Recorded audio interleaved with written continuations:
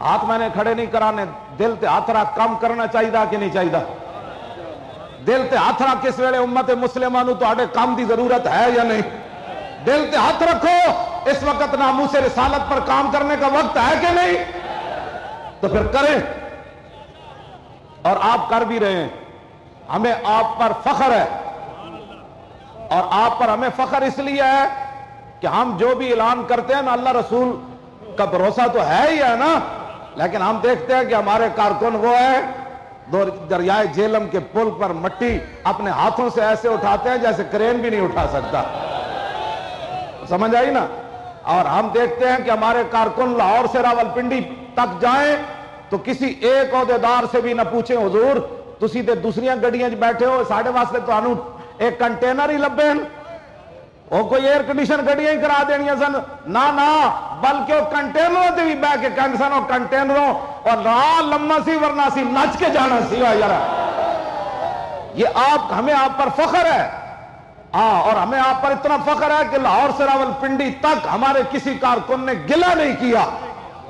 اور کنٹینر سے گرتے ہوئے شہیدوں کے لہو کو دیکھ کر بھی کوئی واپس نہیں آیا، ہاں جی، اور گرتی ہوئی لاشوں کو دیکھ کر بھی کبھی کسی نے آ کر ہائے ہائے نہیں کی،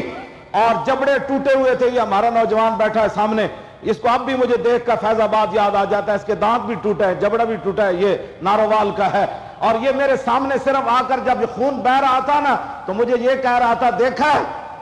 کیسا مزہ آیا۔ تو ہمیں آپ پر فخر ہے، تو اس کسی کے نہیں آنا کہ جناب یہ انہوں نے کیا کرنا ہے، آپ نے کہنا ہے جو انہوں نے کرنا تھا نا یہ کر رہے ہیں، جس دن ہمیں پتہ چلے گا نا یہ دو نمبری کر رہے ہیں تو اللہ تعالیٰ تاریخ لبیک یا رسول لبیک کے ساتھ تو محبت نہیں نا ختم ہو سکتی،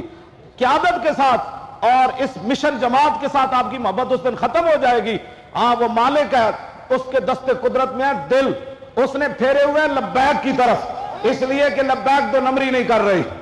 ہاں بالکل دو نمبری نہیں، جو بات ہم کرتے ہیں آپ کے سامنے کرتے ہیں۔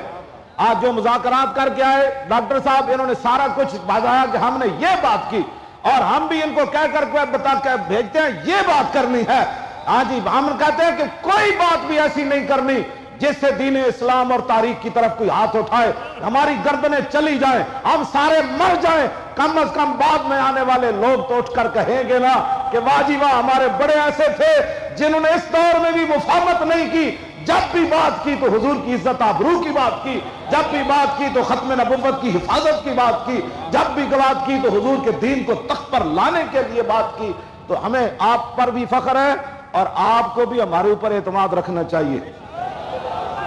ہاں جی، توجہ، ہم کوئی بھی یہاں شعبدہ بازی نہیں کر رہے، کیوں جی؟ بہت سارے لوگوں کو لبیک کے نعرے بھی شعبدہ بازی نظر آتے ہیں، یہ تو اپنی اینک کا قصور ہے نا، ہاں جی، یہ تو اپنی اینک کیسی لگی ہوئی ہے،